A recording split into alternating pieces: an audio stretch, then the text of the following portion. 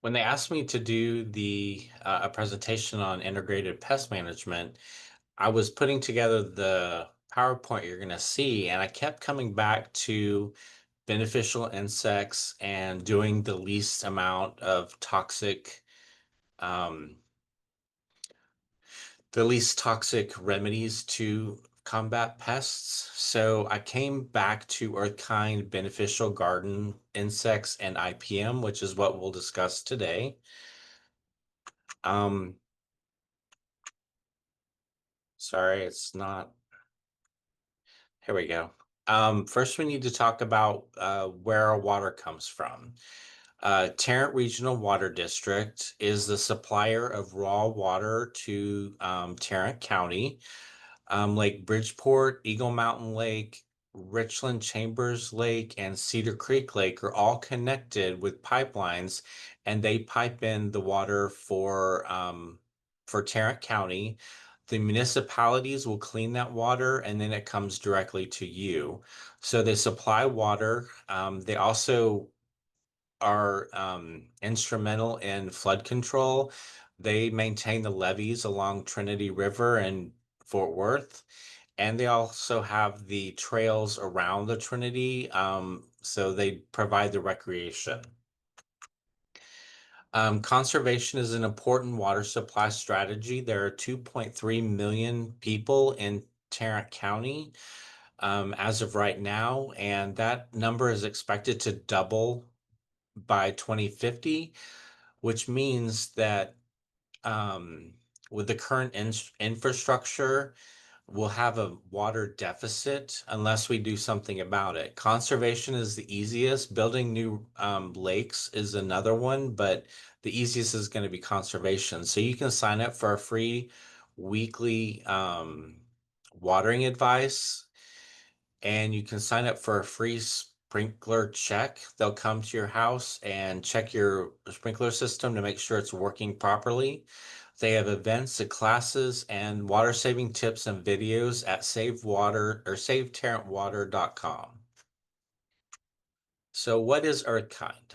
Earthkind is sustainable landscaping, promotes a balanced landscape ecosystem that conserves water and protects the environment through judicious use of landscape irrigation, pesticides, and fertilizers. So the greatest environmental concerns that we have are wasting irrigation water, misusing fertilizers and pesticides that then reach our water, beneficial insect and pollinator decline, and then lawn clippings and debris overcrowding our landfills. So the goals of Earthkind are water conservation, to reduce the amount of fertilizers and pesticides that are used, to promote the best plant genetics able to thrive in the harsh Texas climates, increase plant diversity in landscapes, increase and protect pollinators and other beneficial species in the landscapes, and increase the use of organic compost and mulches in the landscape. So the foundation of Earthkind is working with nature using integrated pest management. So welcoming nature into our landscape. Using IPM will have healthier plants and soil, reduce pesticide use and runoff, will minimize pest resistance and resurgence in our landscapes, and will support the biodiversity and pollinators in the landscape. It's cost effective and sustainable, and it has reduced maintenance costs. So it's going to save you time and money, and that gives you more time to enjoy your landscape instead of working at getting rid of pests all the time.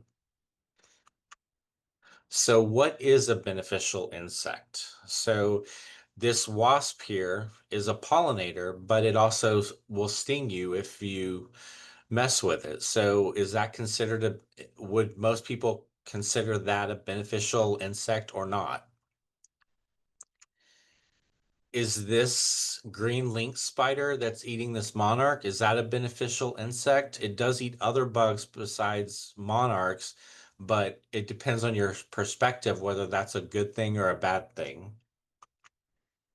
And all insects have a role to play in nature. Even these Japanese beetles that are decimating this leaf have a place in nature. The importance of insects in backyard ecology. So insects form crucial links in the food chain. They're going to take the energy that plants create, they're going to eat it or drink it from the plant, and it's going to help transfer that energy to higher levels in the food chain. Those insects are going to be eaten by higher orders of animals, and it's going to help the environment. You also have bugs that are going to help recycle nutrients back into the ecosystem. They feed on dead, decaying matter on the ground, and all of that goes back into the soil. Insects may be the key to preserving wildlife in an increasingly fragmented natural world. I believe if my numbers are correct, I think we have 50 acres of land in Tarrant County that's developed a week. So all of that natural world is getting fragmented, and insects are highly mobile and they're able to adapt to those conditions. So without insects, the world will look very different. This is the best barren landscape I could find. So think about it. Without insects, there'd be no flowers, there'd be no seeds to propagate, and no pollination happening. There'd be no food because most of our food that we eat is pollinated by insects. And there'd be no birds. They feed on the seeds of plants and the bugs. So without them, there'd be no birds. And no insects, there'd be lots of things that wouldn't exist, like this spiny Texas lizard. So, and um, just kind of the beneficial is a uniquely human perspective. So these guys are just doing their thing, what they were made to do. And it's up to us to figure out what threshold we have to accommodate them in our landscape. I'm going to read this definition. This is integrated pest management from the Texas Department of Agriculture. So IPM is a pest management strategy that relies on multiple pest control tactics, including the judicious use of pesticides, informed by accurate identification and scientific knowledge of pests, reliable monitoring methods to assess pest presence, preventative measures to avoid pest infestations, and thresholds to determine when correct control measures are needed. So integrated pest management, you're going to use multiple control tactics to that emphasize the environment first. You want to do the least toxic, the least labor intensive control tactic so you're not harming the environment. This is a science-based approach. So you're going to use the knowledge about the pest, whether it be an insect, pathogen, a weed, to design an effective management strategy. This solves the problem that pesticide overuse causes and is more effective and economical. So here you have black aphids that are colonizing on this plant. That's obviously a detrimental issue to this plant. So removing them would be the likely solution, but you can do that naturally. So here we have mealybugs. The same here. It's very easy to get rid of without using a lot of chemicals and just a little bit of effort on your part. So IPM goals and tactics, control pests practically and economically, minimize the risks to people, non-target organisms, and the environment, maintain pest populations at acceptable levels. So where do you start? They suggest choosing native and well-adapted plants and providing them the proper care to improve their ability to resist pest attacks. Native plants have been here for centuries, so they've lived with these pests for that amount of time. And so they're used to having those pests on them, and they do fine. Encouraging natural controls such as beneficial insects and other predators, which we'll go into later, identifying pests accurately and understanding their biology as it relates to infestations. So, um, some larvae will turn into a beetle or whatever. They're going to understanding their biology about when to take care of them in your landscape so that they don't become a bigger problem is always important. Monitoring trends in pest numbers or damage to determine when you need to intervene. So it's always suggested that you keep a journal, write down what problem you have, when you have it, and what you did to correct it. So that way you've historically you can go back to that and be able to figure out what you need to do when. Choosing control tactics that are compatible with natural controls and that preserve human and environmental health. Our environment is very fragile, so putting chemicals into it is not the best solutions, and it can affect you, it can affect pollinators, and the environment. Reserving chemical applications for when the number of pests poses an unacceptable health, aesthetic, or economic threat to the plants. Timing your sprays and other interventions to have the maximum effect on pests and minimal impact on the environment. So, timing your sprays in the evenings or early morning before pollinators are active is the best solution. And then keeping pests outdoors to eliminate the need for pesticides inside your home. Again, you want to keep those chemicals out of your environment. This is the IPM triangle. So you see at the base, you've got cultural, which is going to be like your landscape plan, your site plan, your sanitation, and rotations of crops. So those are the things you can do on an everyday basis to help control those pests.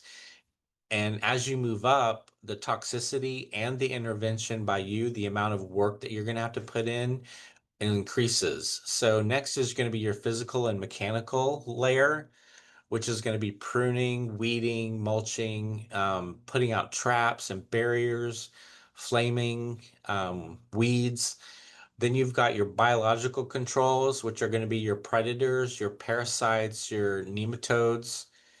And then chemical is going to be the last resort. You've got biorational pesticides, which are going to be your soaps, oils, baking sodas, insect repellents, microbials, insect growth regulators.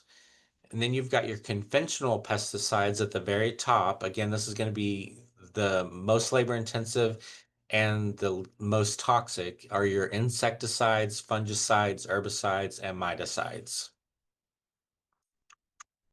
So your cultural practices, preparing the soil properly.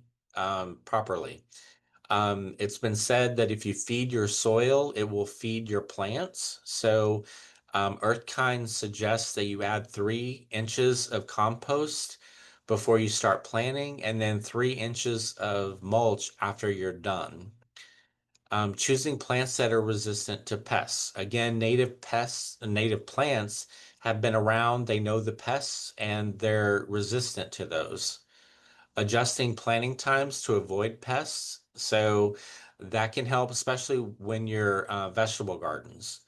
And then applying appropriate water and nutrients. If the healthier the plant is, the more likely it is to resist pests and diseases. You have your sanitation practices. You're going to pick up plant debris, pruning diseased or dead plant parts off of the plant, destroying pests overwintering sites, and keeping weeds to a minimum. So weeds. Weed management is also critical to a strong IPM program. Weeds and other plants that are unnecessary for the landscape or plant production can act as an alternative host for pests, giving them a safe haven. I had a woman on Saturday ask if um, we are weeding dandelions. That's a personal choice. It's an aesthetic choice, but it can provide a home, as a haven for pests that can then spread to your other more the plants you want to save. So getting started with IPM, you need to know your landscape, the plants, its typical pests. You want to keep records of those pest problems and the responses that you have. You want to use proper plant selection. You want to rotate and diversify plants to break pest cycles. And you want to set reasonable treatment thresholds. This is a green lacewing, um, which is a very good predator. It can feed on 200 aphids a day. So it's a very voracious feeder. Um, so what is a treatment threshold? It's the population at which action must be taken to prevent damage. These mealybugs are, you have a total infestation, so you would need to remove all of those, spray them, or with organic, natural, uh, sorry, natural remedy, or you can cut it off and just remove the whole section of that plant altogether. So this threshold is going to vary by plant type, pest, landscape use, personal tolerance for aesthetic damage. So why do thresholds matter? They prevent unnecessary pesticide applications. They maintain a healthy pest predator balance. They reduce environmental and human risks and save you money. So this pipevine swallowtail caterpillar is on Aristolochia tomentosa, which was growing on the side of a greenhouse. It during the spring and summer, it completely defoliates that vine. But if you were to spray those caterpillars, you wouldn't get these beautiful butterflies, the pipevine swallowtail. So it's up to you what you can take as far as the pest and what it's doing to your landscaping. So that's why thresholds matter. Earth kind approaches to thresholds. You're going to prioritize prevention, observation, and intervention only when necessary. So these tent caterpillars are getting ready. They're congregating and they're probably going to start putting up their tent soon, which I'll show you a picture of what that looks like later. So you probably want to get rid of those on that plant. So you want to accept some level of pest presence as part of a healthy ecosystem, but not when it's creating an unhealthy environment for your plant. So you would remove those, either like prune them, or you can remove them by like spraying water and knocking them off the plant. So you want to consider the plant health, not perfection. Is this pest causing real damage? It will. And will the pest go away on its own due to weather, life cycle, or predators? Um, that would remain to be seen. Here you have brown soft scale on a limb. You can rub those off. You can spray them with like insecticidal soap. You can also cut off that limb and remove them altogether so they don't spread. So there are many control measures for keeping out the bad bugs. You can remove them. You can set up barriers. You can do repellents, traps, biological controls, and then least toxic controls. Removal is 100% effective. So you must watch your plants for sign of damage. You can pick off or mash harmful insects like these aphids. A blast of water will remove them as well. It'll knock them off. Pruning shears remove tent caterpillars. You can uproot weeds that have spreading roots, and you can use a mechanical weed puller to get all of those roots out. Removal is always an option, though it may be exceedingly difficult.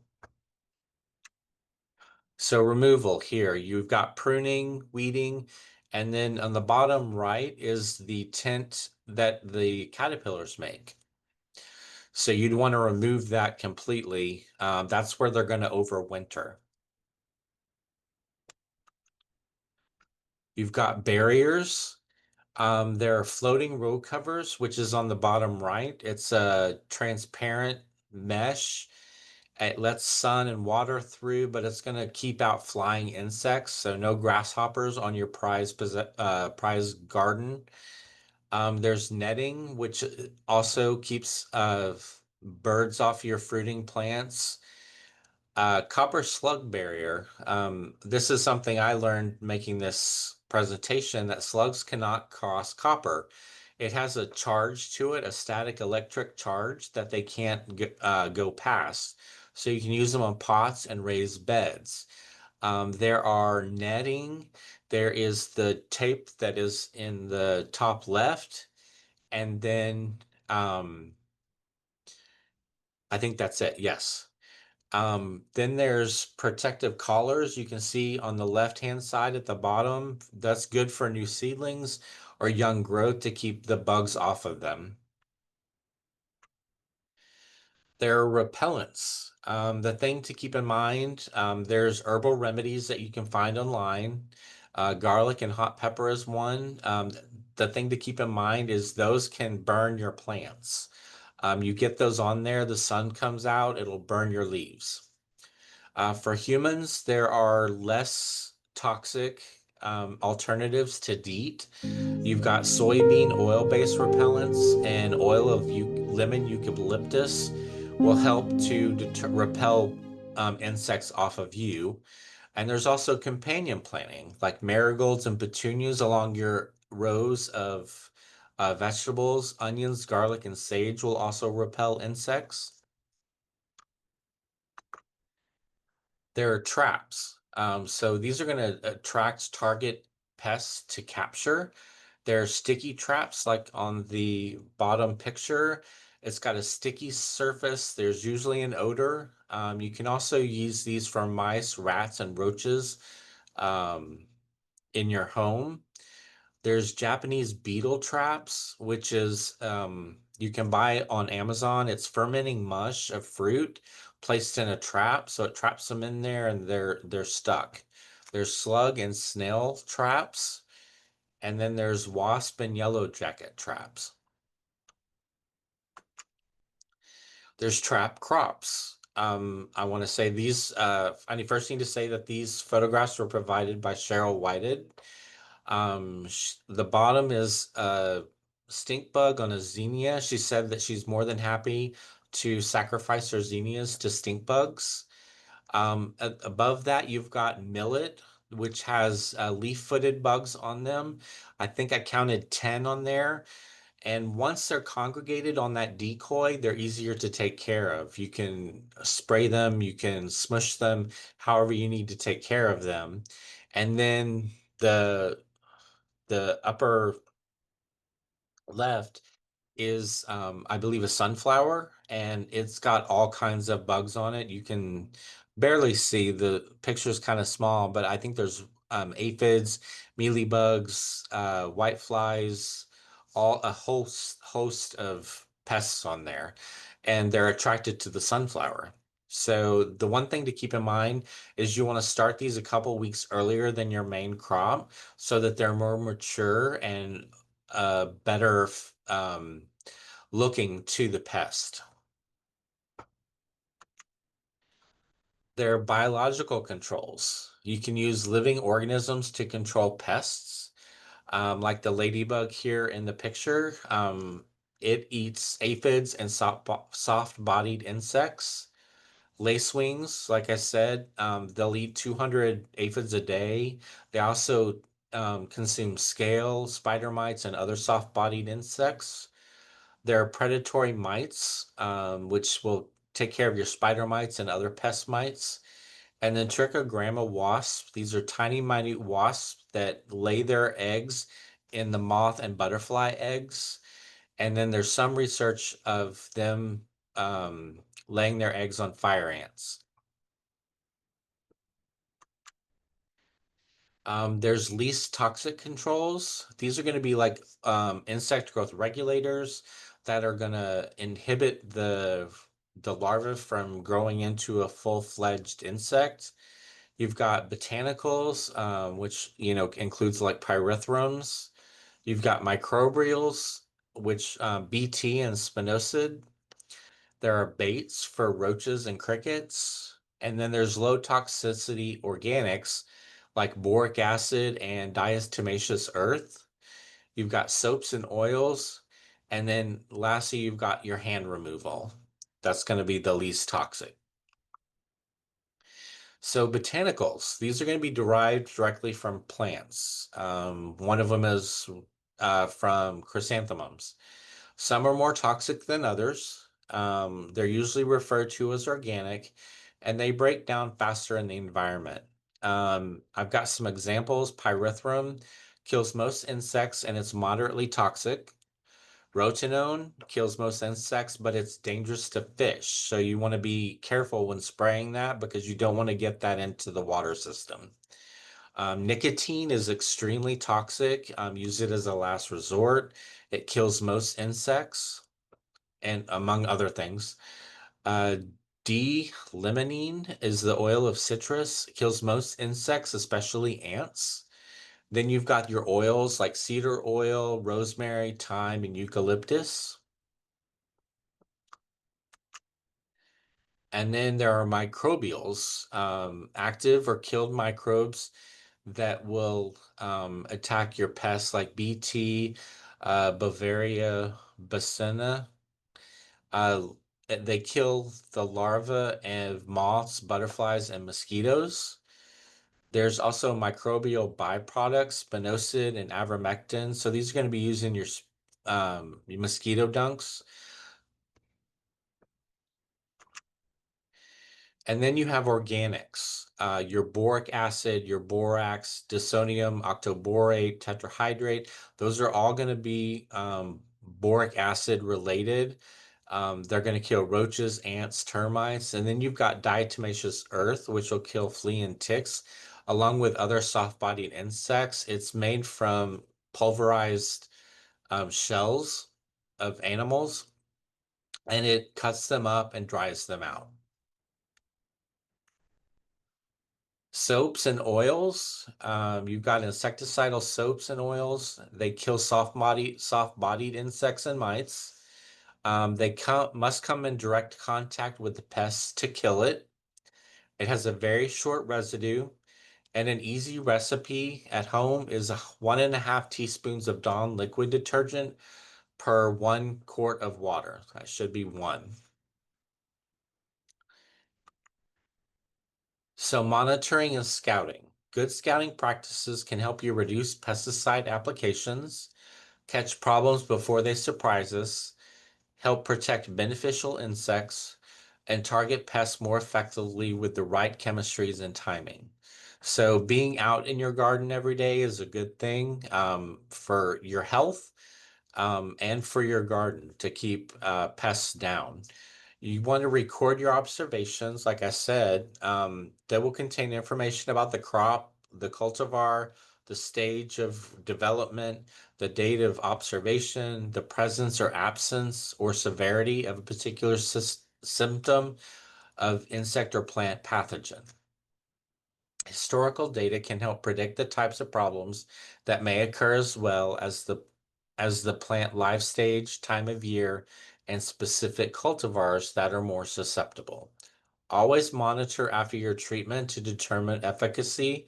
Sometimes you'll have to spray more than once because eggs will hatch, you'll have new larvae, and you're going to need to spray that. So, spraying like every 5 to 7 days for like 3 weeks will take care of your problem usually. So always apply fertilizers and pesticides adhering to strict label instructions. Always, always, always read the instructions on the label. Practice integrated pest management. The goal of that is to eliminate pest problems, not eradicate pests.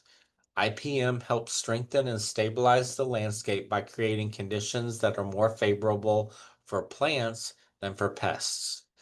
So identify the insect first. Is it a friend or foe? If it is a pest, does the population warrant a treatment?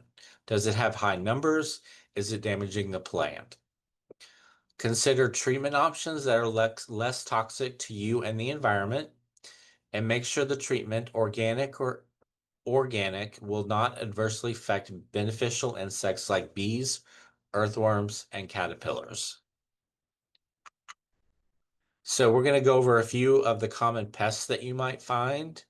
A good resource, and you're going to get a handout that's going to have information about these resources.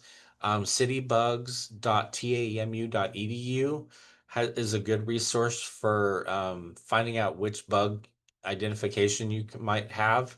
So these are aphids, a box elder bug, a dewdrop milk bug. Then you've got leaf hoppers, you've got scale, and then thrips. These are such this is a very magnified picture of thrips, which you usually can't see with the naked eye. There are whiteflies and lace bugs. Oop, wrong way. Sorry. So good bugs. What are those? They're predators, they're parasitoids, and pollinators. Predators are highly mobile. They're generalist feeders. They develop feeding on multiple hosts. So they don't care what they're feeding on as long as they can find it. And usually they're going to be the same size or larger than the host. Parasitoids are going to be only the adult is mobile. It's usually highly specialized to one or a few hosts. The larvae develop on only one host, however, and they're usually smaller than the host. And then you have pollinators, which are also good bugs. So you've got the green lacewing, you've got the lady beetle, the hoverfly.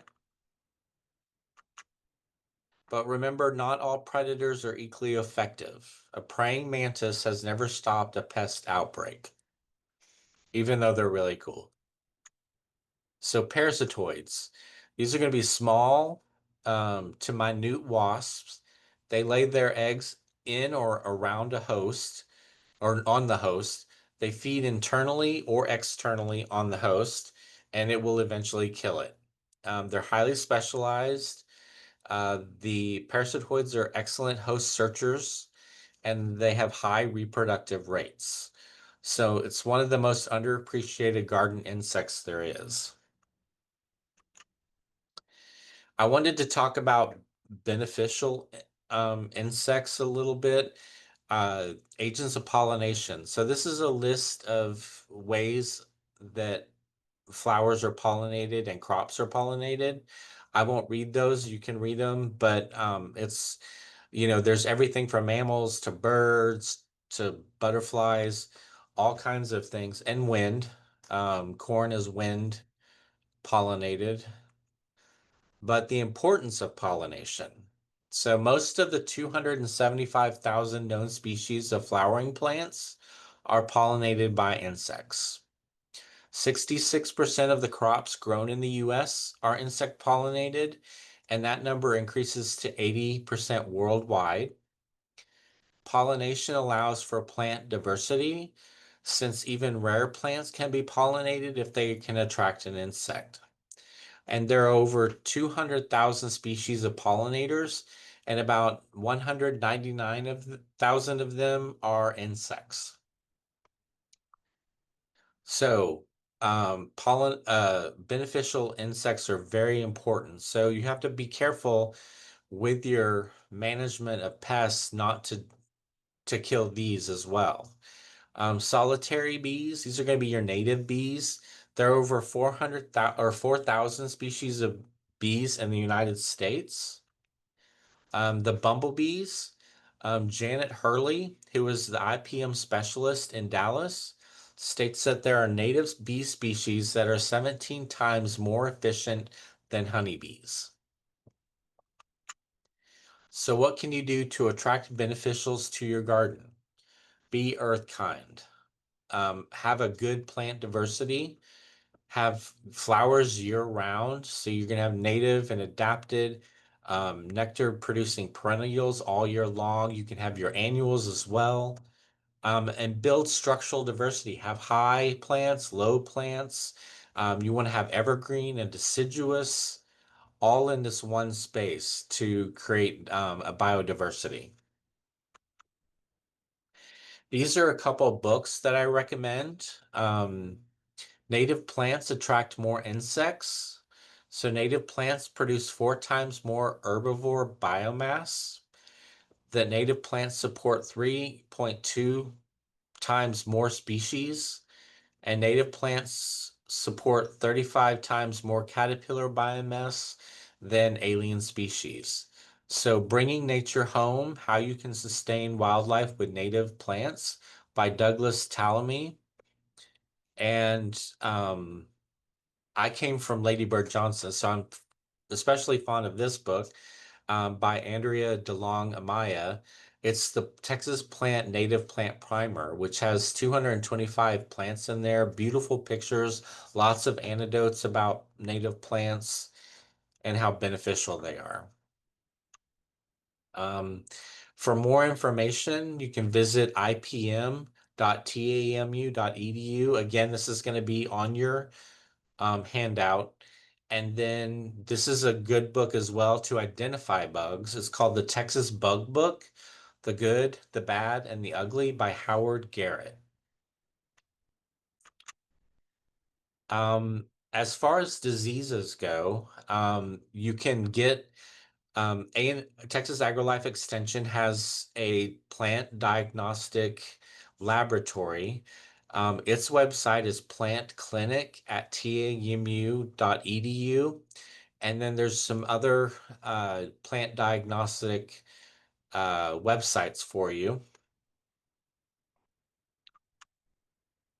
And then these are insects. Like I said, city bugs at tamu.edu. There's also Texas insects at tamu.edu. And then there's ID help at citybugs@tamu.edu. If you have questions, you can contact me. This is the number of the office, and it has my email on here. And then our website is agrilife@tamu.edu. I do have to give a special thanks to Brad Voss, who is the county extension agent in Collin County. He does horticulture and coordinates the master gardens as well. He was a big help in me putting this presentation together. And now I would like to take your questions. Ready? In the Q&A, we have a question from Bob, and he would like to know what insecticide can or should you be using underneath benches and on a gravel flooring in a greenhouse, especially to prevent white flies and aphids? That's a very good question. I have not, it's going to be something that's, you can get organic. You would just have to look it up. I don't know the names of them, but there are organic pesticides that you can get that will be non-toxic in the greenhouse that you can spray on the gravel. Um, I'm not I'm not remembering the name of the one that I used in South Texas because we had a lot of problem with whiteflies, thrips, mealybugs, aphids, everything really. So, I would just do a Google search on organic and greenhouse. Or if you email me, I can do the research for you, and I can get that to you. Mhm. Okay. Right now, that's the questions we have in the Q&A. If anybody else Oh would like gosh. verbally ask us or write them in here. Yeah. Another one coming in. I'm sorry. Bridget wants to know any specific suggestions for dealing with lace bugs? Lace bugs. Those are going to be spraying with like insecticidal soap and all that. They're pretty soft bodied, so it'll dry them up. You just have to make sure to do repeated applications. Hmm. That's what I would use personally. Okay. And then Gail is asking, what about red bugs or chiggers? Chiggers. That is, I'm not too familiar with chiggers, unfortunately. I think I think you would have to contact a professional for that because they would have to apply it to a large area to get it to get rid of them. Mhm. I think so. I would probably contact a professional on that because Okay. I'm not sure what they have to spray and whether it's how toxic it is because the little buggers are pretty aggressive. Annoying is another word too. Annoying, Um, yes. yeah. Lori writes, every year I have stink bugs on my veggies. Yes. I pick them off, use sticky traps, etc. So zinnias are good trap plants for them. She's asking that as a question. That is what I was told by Cheryl, yes.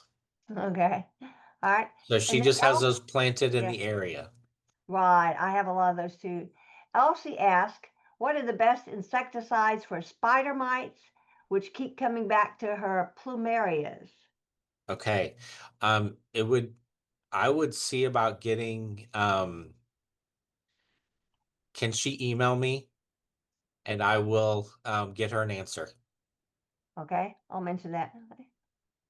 So we're caught up on the Q&A area here. All right. Thank you, everybody. We appreciate your time, Jay and Dick. Thank you very much. And Teresa and Teresa. Y'all have a good evening, and we're going to conclude this presentation.